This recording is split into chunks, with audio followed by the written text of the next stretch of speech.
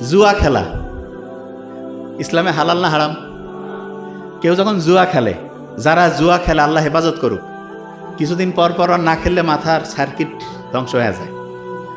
ওই কিন্তু জানে, সব জানে যে এটা খারাপ, অমুক তমুক। হারার পরে আসি আফসোস, মাথার মধ্যে হাত, কেন যে করলাম কি। আমি জানি তো, আমাদের কাছে রুগী আসেন, কি হয়েছে, কয় যে স্যার কয়েকদিন পর ওইটাতে খেলতে যদি না যাই মনে হয় যে দুনিয়া আর কিছু নেই, খেললাম হারলাম, তারপরে খালি আফসোস যে কেন এটা করলাম।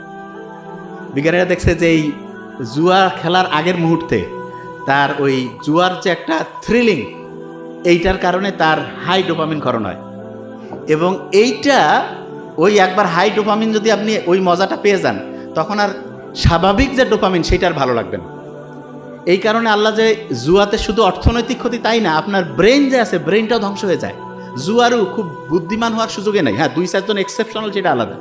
নর্মালি যে জুয়ার সাথে আসক্ত হয়ে যাবে তার ডোপামিন অসম্ভব বেশি ক্ষরণ হবে, ব্রেইনের মধ্যে ভূমিকম্প হবে, তার ব্রেইনের যে ক্যাপাসিটি ধ্বংস হয়ে যাবে। তাইলে জুয়া এটা কি ব্রেইনে ভূমিকম্প তৈরি করতেছে কি করতেছে না? এক কথা বলেন না কেন? তাইলে এটা আমাদের ব্রেইনের জন্য ভালো না খারাপ? খারাপ। আচ্ছা, এবার দেখেন।